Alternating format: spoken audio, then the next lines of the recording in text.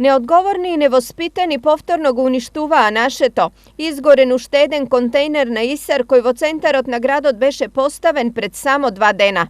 Трет пат овде пред Стопанска банка се пали контейнерот за временски период од 2 недели. Ова е атак кон нашето јавно предпријатие. Значи со палење, со уништување на добрите кои што ги ние инвестираме за граѓаните нема да се направи ништо.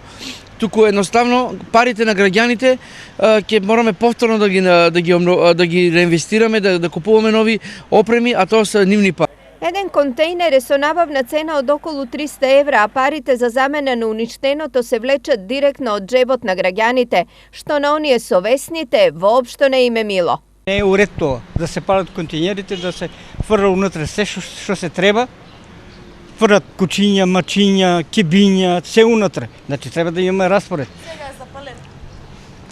У западот горе, јас беше, има си посебно. За картони, за книги, за пластика, за се си има посебно, ама никој не ги пале. А тука се палат? Тука, па не е воспитано. Тоа е вандализам.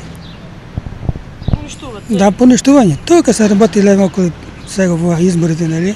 Што не се служуваат и затоа тоа го прават. За помалку од 2 недели контейнерите на оваа локација горат трет пат, па пристојното Исар ќе мора да го замени со оклопно. Ние ќе бидеме приморани на ова место да поставиме метален контейнер, пошто ово е и естетски, и практичен, и секако во позитивна смисла контейнер, меѓутоа ќе бидеме приморани да донесеме стар контейнер метален како би ја одржали хигиената во овој дел од градот. Иако повикувањето на совест и одговорност досега не се покажа како добитно, Исар уште еднаш со апел до граѓаните. Чувајте го оно што го инвестираме затоа што ние не сме богата општина. Значи ние штедиме, имаме затоа што знаеме, умееме да штедиме, а Западот има затоа што знае да чува. Лани Исар постави 100 нови контейнери низ повеќе локации во градот, но пребројувањето покажа дека дури 40% од нив беа целосно уништени. Во пари тоа е штета од околу 10.000 евра.